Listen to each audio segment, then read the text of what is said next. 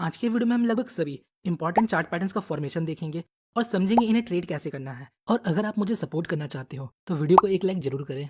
तो chart pattern तीन तरह के होते हैं। रिवर्सल चार्ट पैटर्न मतलब वो चार्ट पैटर्न जिसके बनने के बाद मार्केट अपने ट्रेंड को चेंज कर सकता है। दूसरा कंटिन्यूएशन चार्ट पैटर्न मतलब वो चार्ट पैटर्न जिसके बनने के बाद मार्केट अपने ट्रेंड को कंटिन्यू कर सकता है।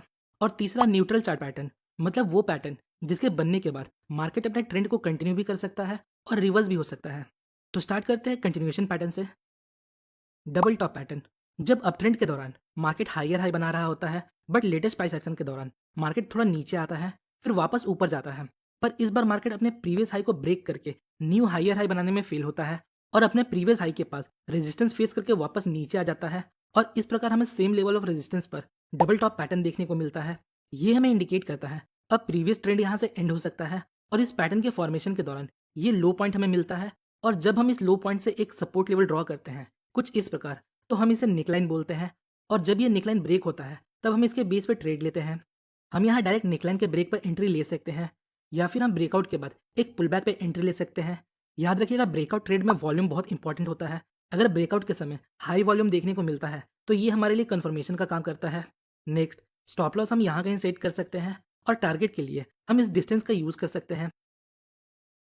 Next double bottom pattern down trend के दौरान मार्केट सपोर्ट लेकर थोड़ा ऊपर आता है देन फिर मार्केट नीचे जाता है बट इस बार ये अपने प्रीवियस लो को ब्रेक नहीं कर पाता और अपने प्रीवियस लो के पास सपोर्ट लेकर ऊपर चला जाता है। तो इस प्रकार सेम लेवल ऑफ सपोर्ट पर मार्केट डबल बॉटम पैटर्न बनाता है। और जब हम इस स्विंग हाई से एक लाइन ड्रॉ करते हैं कुछ इस प्रकार तो हम इसे नेकलाइन बोलते हैं। अगेन इस नेकलाइन के ब्रेक पर हम डायरेक्ट ब्रेकआउट ट्रेड ले सकते हैं या ब्रेक एंड रिटेस्ट ट्रेड ले सकते हैं। टारगेट के लिए हम इस नेकलाइन से लेकर इस लो तक के डिस्टेंस को यूज कर सकते हैं और हमारा स्टॉप लॉस यहाँ कहीं रहेगा। नेक्स्ट है ट्रिपल टॉप। अब ट्रेंड के दौरान price same level of resistance पर 3 बार रिजेक्ट होकर नीचे आ जाता है। इस प्रकार हमें ट्रिपल टॉप फॉर्मेशन देखने को मिलता है। ये फर्स्ट टॉप है, ये सेकंड टॉप है और ये थर्ड टॉप। नाउ जब हम इन स्विंग लो को लेते हुए एक सपोर्ट लेवल ड्रॉ करते हैं कुछ इस प्रकार तो इसे हम निकलाइन बोलते हैं। और जब ये निकलाइन ब्रेक हो जाता है तो हम इसके बेस पे ट्रेड ले सकते हैं। स्टॉप लॉस हम यहाँ कहीं रख सकते हैं और टारगेट के लिए हम नेकलाइन और रेजिस्टेंस के डिस्टेंस का यूज कर सकते हैं। इस पैटर्न में भी हम रिटेस्ट पर एंट्री ले सकते हैं। Next triple bottom down trend के दौरान market same level of support पर 3 टाइम रिजेक्ट होकर ऊपर चला जाता है। इस प्रकार हमें ट्रिपल बॉटम देखने को मिलता है। इन हाइस को लेते हुए जब हम एक लाइन ड्रॉ करते हैं तो हम इसे निकलाइन बोलते हैं। अगेन इस निकलाइन के ब्रेक पर हम ट्रेड लेते हैं। प्रॉफिट टारगेट के लिए हम इस डिस्टेंस का यूज कर सकते हैं और हम अपना स्टॉप लॉस यहाँ कहीं रख सकते हैं।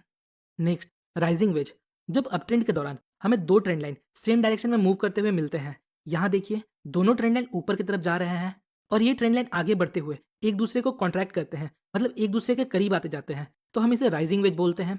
इसमें जो सपोर्टिंग ट्रेंड लाइन है वो रेजिस्टेंस से ज़्यादा स्टीपर होता है। इस पैटर्न के फॉर्मेशन के दौरान हमें वॉल्यूम में गिरावट देखने को मिलता है।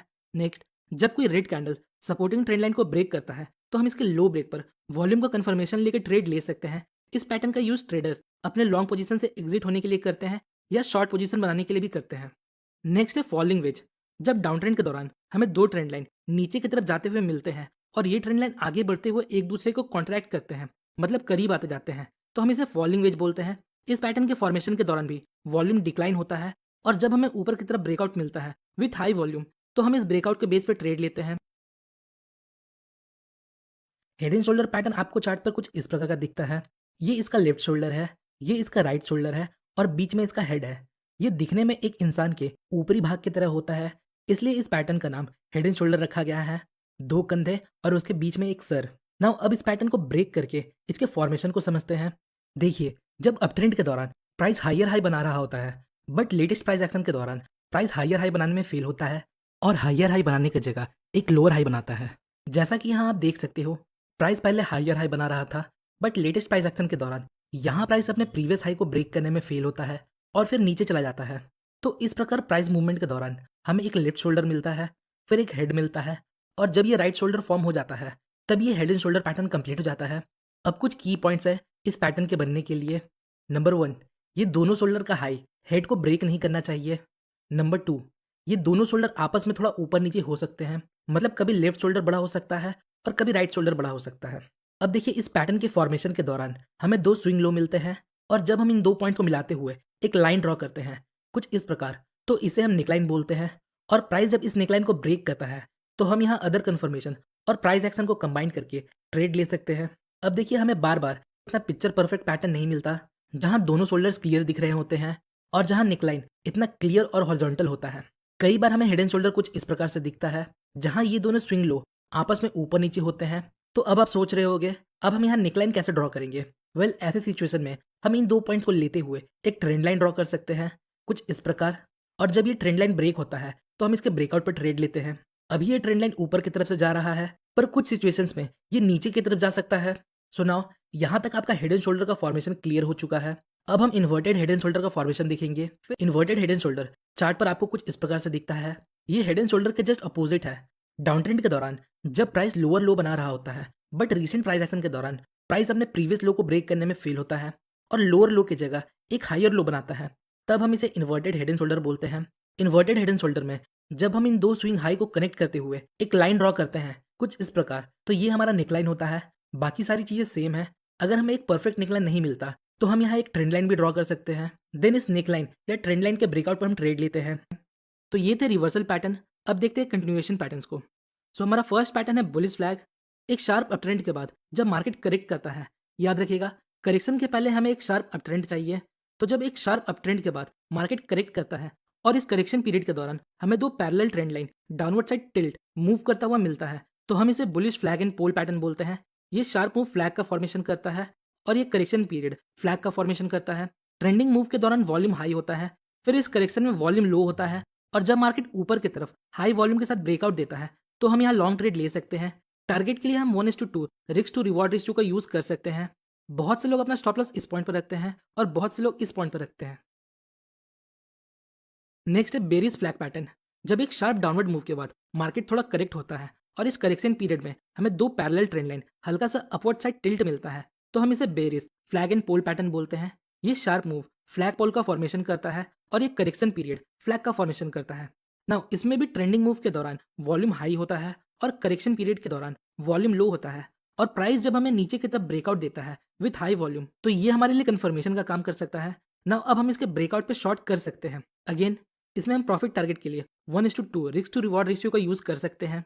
नेक्स्ट है बुलिश पेनेंट।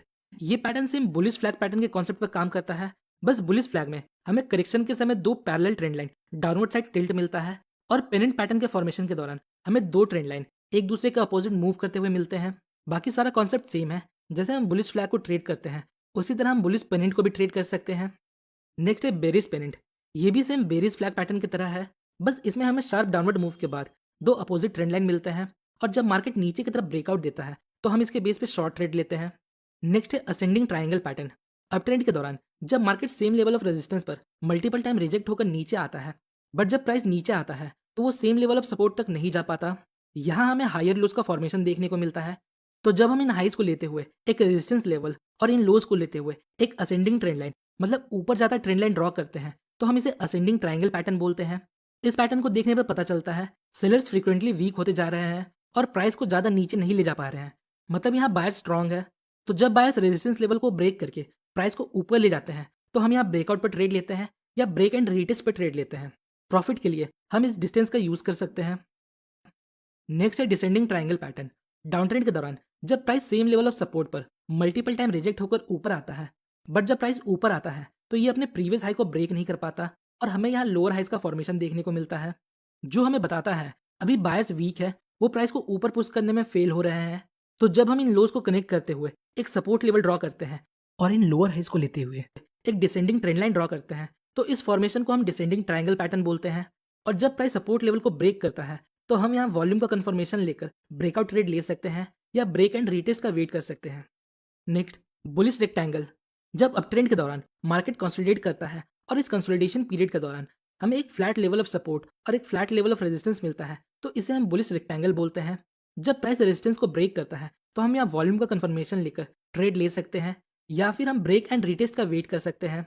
यहाँ भी हम प्रॉफिट के लिए 1:2 रिस्क टू रिवॉर्ड रेशियो का यूज कर सकते हैं। Next bearish rectangle. Down trend के दौरान जब मार्केट कंसोलिडेट करता है और इस कंसोलिडेशन पीरियड के दौरान जब हमें एक रेक्टेंगल बॉक्स या हम बोल सकते हैं एक सपोर्ट लेवल और एक रेजिस्टेंस लेवल एक दूसरे के पैरेलल मिलता है, तो हम इसे रेक्टेंगल पैटर्न बोलते हैं। अगर इस पैटर्न के फॉर्मेशन के बाद मार्केट सपोर्ट लेवल को हाई वॉल्यूम के साथ ब्रेक करता है तो हम यहाँ शॉर्ट ट्रेड ले सकते हैं। नेक्स्ट है कप एंड हैंडल पैटर्न। अब ट्रेंड के दौरान मार्केट थोड़ा नीचे आता है, नेक्स्ट नीचे आने के बाद मार्केट थोड़ा कंसोलिडेट करता है, देन फिर मार्केट ऊपर जाता है अपने प्रीवियस हाई तक। इस प्रकार हमें यहाँ एक यू शेप का फॉर्मेशन देखने को मिलता है। याद रखिएगा, कप एंड हैंडल के फॉर्मेशन के लिए हमें यू शेप का फॉर्मेशन चाहिए, ना कि वी शेप का। नेक्स्ट प्राइस रेजिस्टेंस के पास से थोड़ा नीचे आता है, इस प्रकार हमें कप का हैंडल देखने को मिलता है। अब देखिए, बहुत से ट्रेडर्स इस चैनल के ब्रेकआउट पर भी ट्रेड लेते हैं, पर जो सेफ साइड रहना चाहते हैं वो इस रेजिस्टेंस के ब्रेक पर लॉन्ग ट्रेड लेते हैं। इस पैटर्न के बॉटम से लेकर टॉप के डिस्टेंस का हम प्रॉफिट टारगेट रख सकते हैं और अपना स्टॉप लॉस हम यहाँ कहीं रख सकते हैं। तो ये थे ट्रेंड कंटिन्यूएशन पैटर्न। अब बात करते हैं न्यूट्रल पैटर्न्स का। तो हमारा नेक्स्ट पैटर्न है सिमेट्रिकल ट्रायंगल पैटर्न। ये पैटर्न हमें चार्ट पर कुछ इस प्रकार से दिखता है। इसमें प्राइस वाइड रेंज से नैरो रेंज में शिफ्ट होता है और इस कॉन्ट्रैक्शन के दौरान हमें दो अपोजिट ट्रेंड लाइन मिलता है जो आगे बढ़ते हुए एक दूसरे को कॉन्ट्रैक्ट करते हैं। अब देखिए, इस पैटर्न में मार्केट जिस भी डायरेक्शन में ब्रेकआउट या ब्रेकडाउन देता है हम उसके बेस पर ट्रेड लेते हैं। अगर मार्केट नीचे की तरफ ब्रेक करता है तो हम शॉर्ट करते हैं, और अगर मार्केट ऊपर की तरफ ब्रेक करता है तो हम लॉन्ग जाते हैं।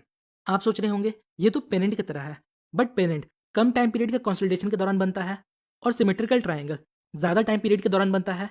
और पेनेंट पैटर्न के लिए शार्प मूव मैंडेटरी है, पर सिमेट्रिकल ट्रायंगल के लिए शार्प मूव मैंडेटरी नहीं है।